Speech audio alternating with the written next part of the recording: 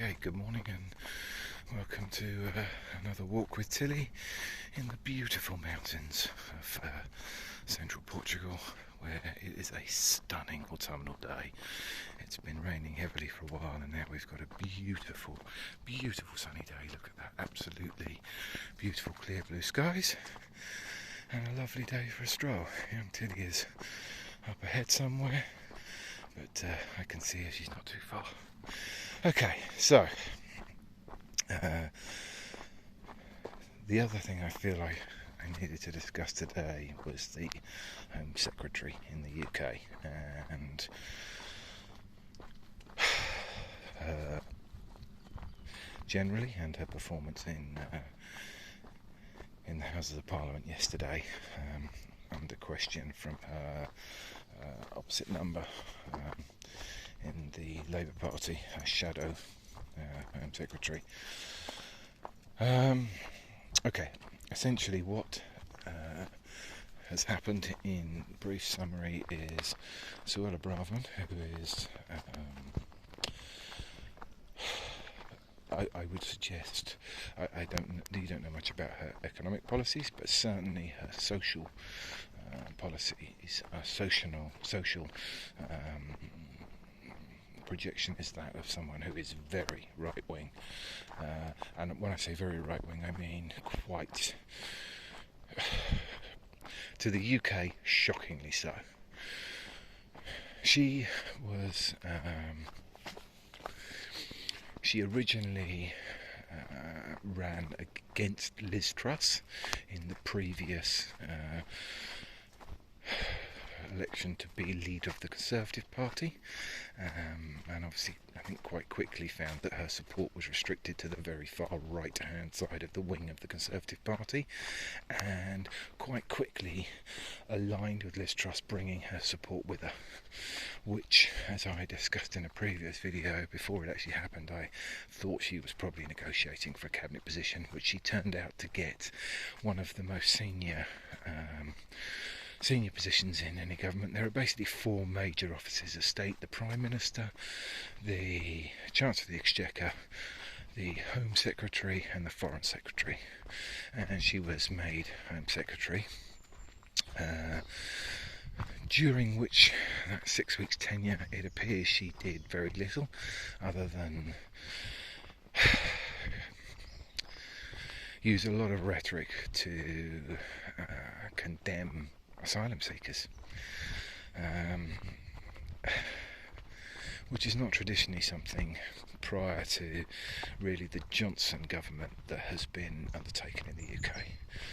Now, she is obviously, not obviously, but she is pro-Brexit. I think there was a saying once that not all people who voted for Brexit are racists, but you can say with a good degree of confidence that every racist voted for Brexit. Now, all I can say is that she is pro-Brexit and has forwarded a very much anti-immigration full stop rhetoric. Now, that aside, she resigned from, but it could well have been before she was pushed, or it could have been that she was just abandoning ship, but she resigned from Liz Truss's government, resigned her post as Home Secretary, claiming that she had inadvertently shared some information on a personal email server, which is totally and utterly unacceptable. It's a categorical breaking of the rules. You are not allowed to transfer sensitive documentation onto your own email account and then share it with people who are not in a very specific privileged circle to do so. Evidently it has come to light this isn't the first occasion she's done it. She has on multiple occasions made this air quotes, mistake. It's not a mistake. I would suggest that she has intentionally done it. There's a reasonable case that she's intentionally shared information with people who should not, under the normal circumstances, be privy to it. Now, the reason it's come to light is because she was sharing it with a fellow MP who certainly wasn't someone. It's market sensitive, the information, which means effectively it could be used for insider trading, but in addition to that,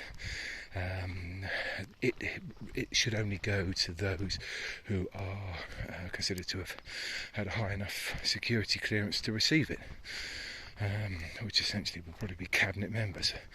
I don't know for certain, but and Home Office staff, I would think. Anyway, she shared it with a fellow Conservative MP who most definitely didn't have that clearance, and claimed she shared it with his wife, although it turns out she actually shared it with an advisor accidentally, who she then says that she realised her mistake and reported it at once. But there's a case to be answered, a very reasonable case to be answered, that she didn't do that. She actually proactively sent that information out, mistakenly sending it to someone else. It was then drawn to her attention what she'd done, and at that point she put her hands up. In other words, once she was caught out.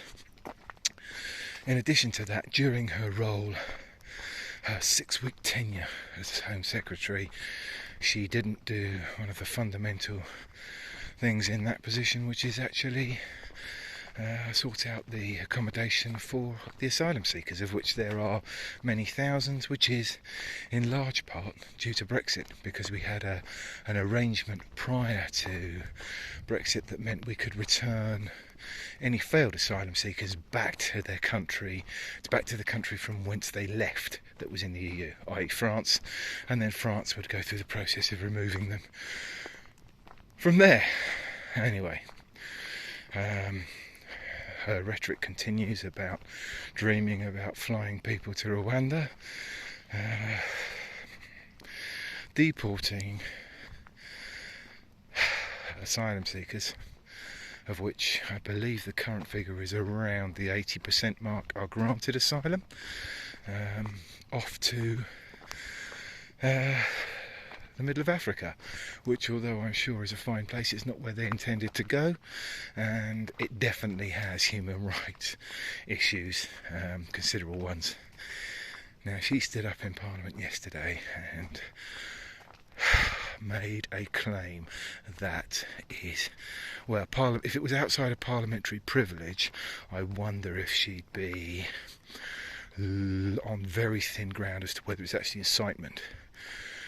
So at the weekend, one of the camps where the migrants are, the asylum seekers, are being detained there, but essentially being housed while they await their claim being processed. There was a petrol bomb attack from someone who then went on to kill themselves. Now, if that had been in any other way, that would most definitely be classed as a terrorist attack, but it wasn't, and most of the media, including the more gentle media in the UK, started to almost justify this as being raised tensions due to the number of asylum seekers, of which the total this year is 40,000. It's a lot, but let's be honest, it wouldn't even fill a First Division football stadium, and we have a massive shortfall of labour. So yeah, let's not get too carried away by that number. But what Suella Braveman did was stand up in Parliament and refer to it as an invasion. Now, the connotations of that are that makes those individuals the enemy. This is not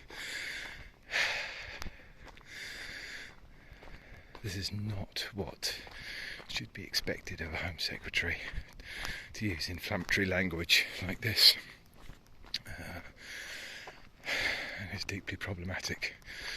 Indeed, I've never heard in my lifetime that level. I thought when Theresa May called it a hostile environment, you were on the outside of acceptable language.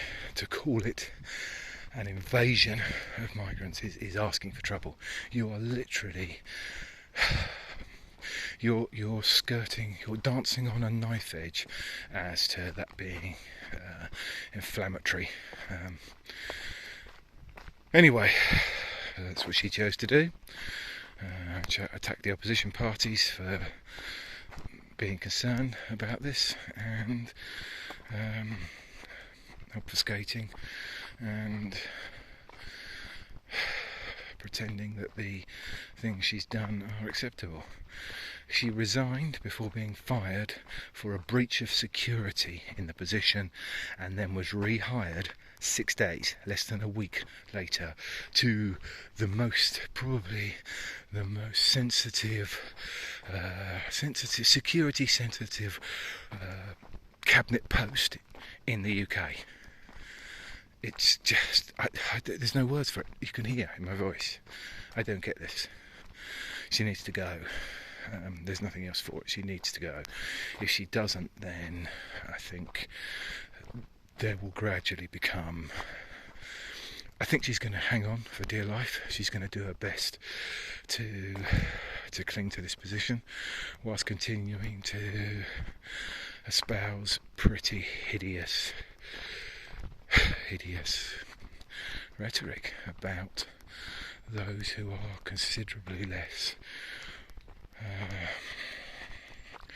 those who are the most vulnerable in our societies as a whole. Anyway, those are my thoughts on the Home Secretary, Suella Braveman.